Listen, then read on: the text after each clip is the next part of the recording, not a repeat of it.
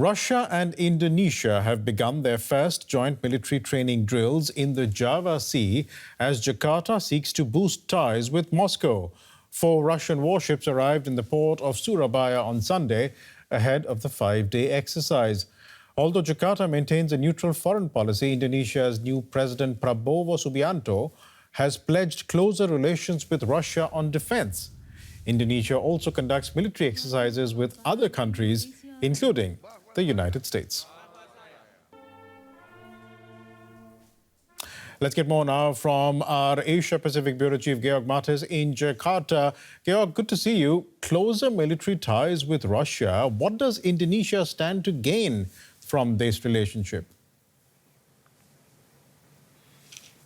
Piyush, I think 2 aspects are interesting here. One is, of course, the military one.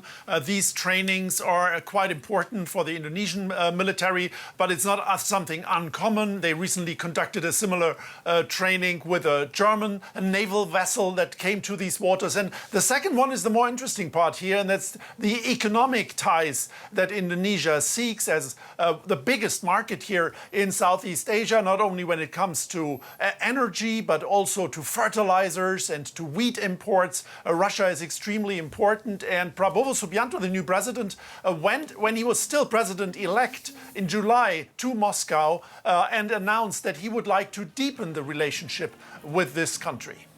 And how could this impact the geopolitical situation in the Pacific? Well, of course, as you have pointed out, Indonesia holds a neutral stance. It tries to remain non-aligned in international politics. And one aspect of international politics is something which you can feel in any relations, in economically, militarily, when it comes to the US-China rivalry here.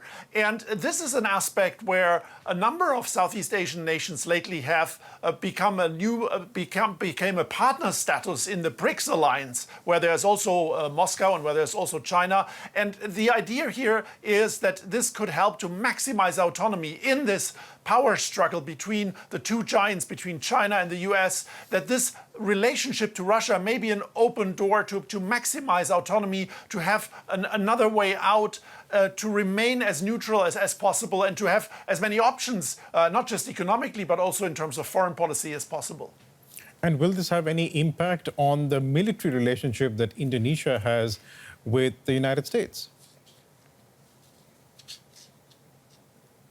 I think when we look at the new president, Prabowo Subianto, there's one interesting aspect. He was the defense minister in this country before becoming president, and he was holding tightly on to an arms deal with Russia about fighter jets, $1.5 million heavy deal, despite the fact that this could have serious sanctions from the US, who would not welcome such a deal, of course. So there is sympathy towards Russia on his part, clearly, but one has to point out as well that there's an annual big military exercise, the so-called Garuda Shield, that is conducted with the US. So the main thing, if you ask officials here, is they want to remain neutral and partner up with any country that approaches Indonesia.